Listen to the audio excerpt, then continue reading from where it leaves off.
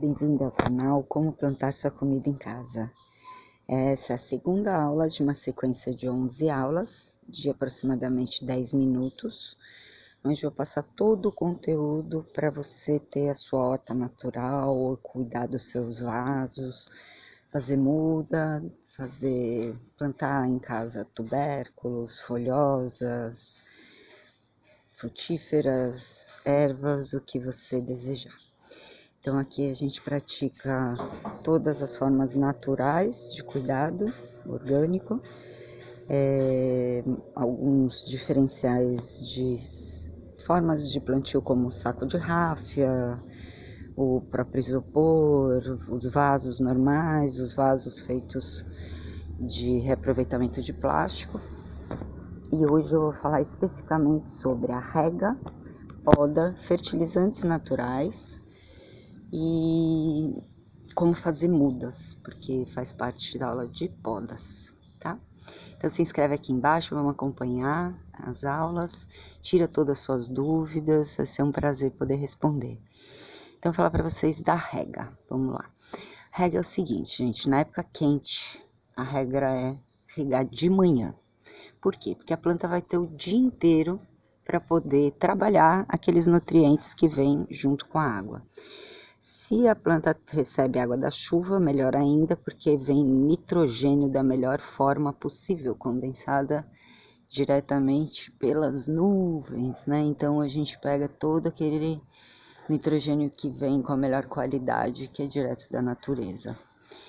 Então, de manhã é a melhor forma, tá? Agora, quando você tem uma semana de chuva intercalada com alguns dias mais secos, não precisa regar. Se por acaso seu vaso ficar coberto, eu aqui tive minha horta coberta por bastante tempo, com uma lona de plástico, eu vou deixar aqui o link e o vídeo tá aqui no canal. Então, se você não cobre a horta ou o vaso fica dentro de casa e a rega é feita por você, então essa fica a regra, né, de regar de manhã. Quando é época do inverno, e em alguns lugares do outono, né, que eu tô no sudeste do Brasil, você pode preferir regar 2 horas antes do entardecer, tá? Também é interessante para a planta, ela vai trabalhar antes, né, de escurecer, muito perto do horário de escurecer é ruim. Regar à noite, quando ela fica com muita água retida à noite, é complicado para a planta, porque ela acaba ficando com propensão a mofo, fungos, né, uma série de coisas que vai deixando a planta mais fraca e outras pragas vão se aproximando.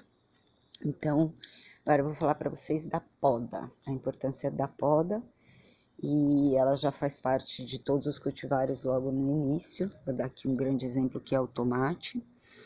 O tomate ele precisa ser podado o tempo inteiro, é bem simples e rápida a poda, mas precisa ser observado. Aqui está o resultado do trabalho de poda que foi feito. Então, como que é? Quando lança a primeira florzinha, e no caso desse era aqui, né, a florzinha, você pode ver, você vai começar a tirar todas as folhas que precedem, que vêm antes dela, né? Então, você acompanha até a raiz e vai tirando todos os galhinhos que ficam e podando bem rente, tá vendo como tá aqui? Para ele não rebrotar. Você vai estar trazendo toda a energia da planta direto para os frutos. Os galhos que vêm depois, você pode deixar, como é o caso aqui, ele até floriu de novo, né? Então, é interessante porque tem muitas plantas que vão ter 2 focos de frutas, né, de florescimento mesmo. Esse caso aqui a gente vai ter que tutorar, então eu até aguardei para poder fazer junto com vocês, que é o próximo passo. Então, quando a gente for fazer a poda, o que a gente faz? Já faz uma muda. A maior parte das plantas que você vai ter na sua horta, elas se propagam por estáquia. Tá? Uma pequena parte só que vai precisar de enxerto ou outros tipos de técnica. Então, eu vou mostrar aqui para vocês. Esse galinho, você já ganha um tempo de brotação de pelo menos 3 semanas, que é o tempo que ele demora para ficar desse tamanho. Então, como é que você vai plantar? Tirou o galinho bem rente, como você viu, A gente vai tirar todas as folhinhas, só vai deixar essa última folhinha aqui, tá? E aí a gente vai plantar diretamente na terra. A terra é uma terra vegetal, você pode comprar a terra já pronta ou pode usar a sua terra de jardim e enriquecer ela com fertilizantes. Olha, a gente vê aqui que ele tá um pouquinho maior que o comum, então eu vou diminuir e fazer 2 mudas, tá? Então aqui agora a gente tem essa mudinha com a folha principal. Eu vou plantar ele assim mesmo. Acompanha aqui no canal que depois a gente vai ver o desenvolvimento. Vai ficar aqui nesse vasinho onde tinha o tomate anterior. É bem importante também a gente lembrar o que foi plantado no mesmo vasinho, tá? Então essa aqui eu deixei uma folhinha, o restante do cabinho, e aqui a gente já fez a muda desse próprio tomateiro. Lembrando que a gente pegou um galho que vem depois da floração, né? Então, é uma muda de uma plantinha que já deu frutos, tá? Essa regra vale também principalmente para as frutíferas. Lembrando que o tomate é uma fruta. Então, agora eu vou falar para vocês uma parte super importante, que é o tutoramento. Isso acontece não só com o tomate, a maior parte dos cultivares dentro de uma horta vai precisar de alguma forma ser tutorado em algum momento. Eu vou amarrar junto com vocês esse tomate, mas vou mostrar aqui um outro exemplo de tutoramento, o quanto é importante para outros cultivares. Então aqui a gente tem a couve, ela estava direto na terra e o galho dela caiu, como esse aqui, ó, tá? Ele tombou pro lado, né? Porque aqui não tem muito espaço de terra para baixo, então o que aconteceu é que essa couve ficou tombada. Como é que eu fiz para reerguer ela? Eu tutorei embaixo, né?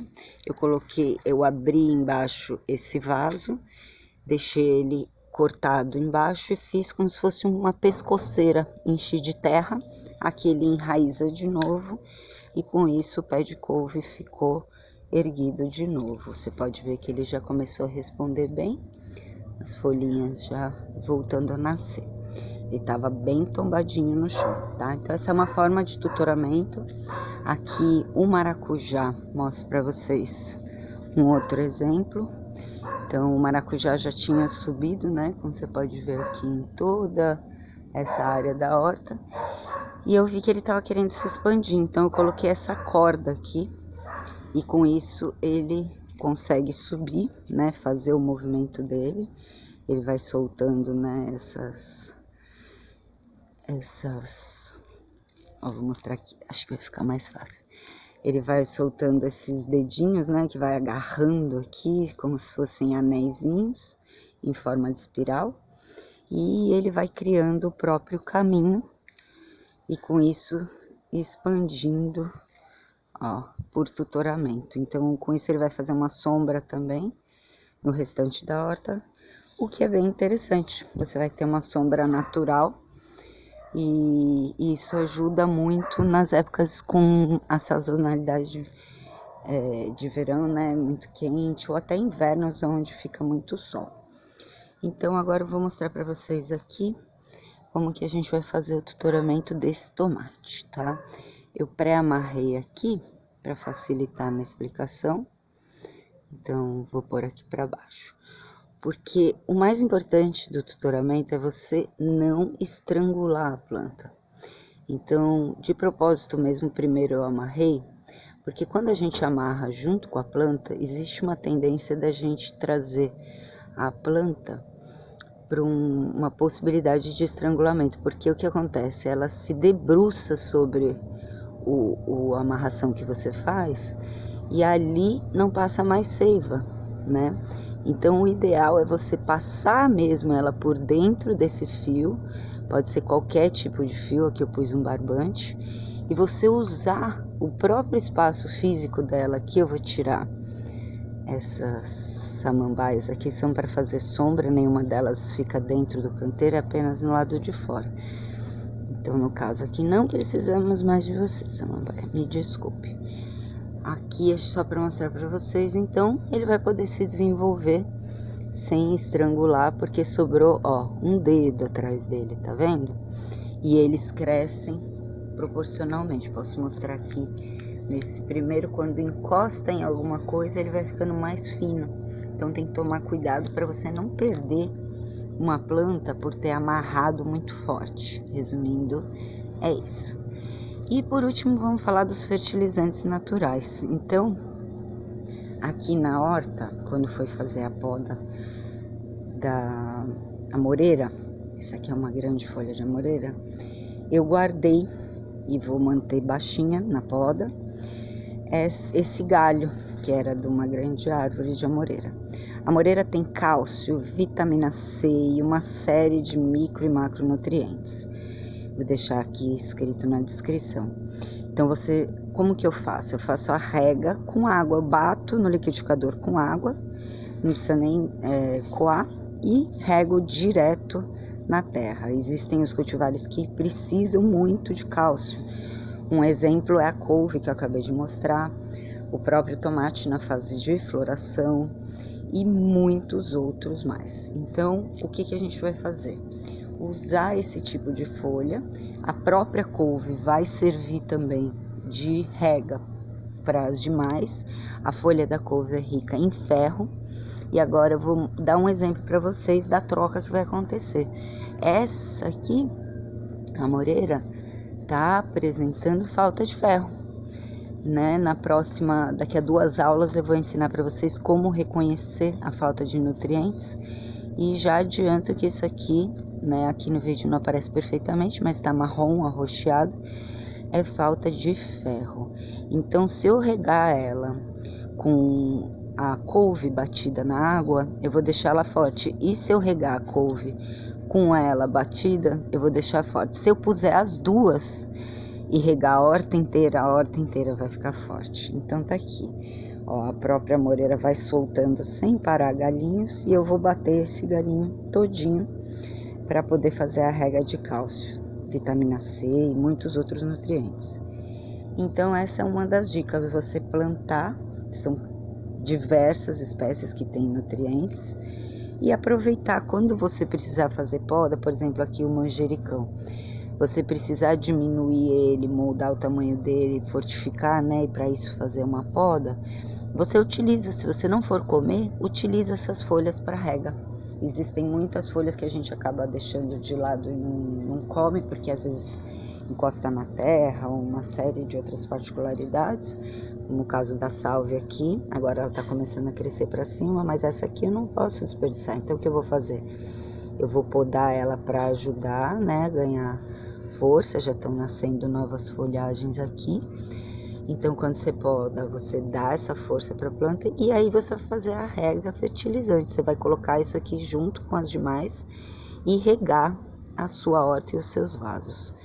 E se preocupar bastante com o nitrogênio, que é o famoso NPK, quando as plantas estiverem longe da chuva. Então, ou você recolhe a água da chuva e planta, ou você pode usar uma série de outras coisas, como a borra de café que fica no seu coador de café.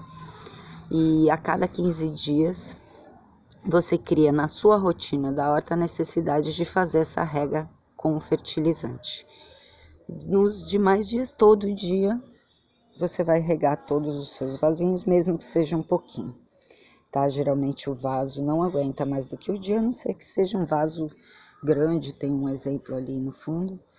É um vaso que aguenta até 2, 3 dias sem rega. Tem uma lixia, um pé de lixia plantado ali.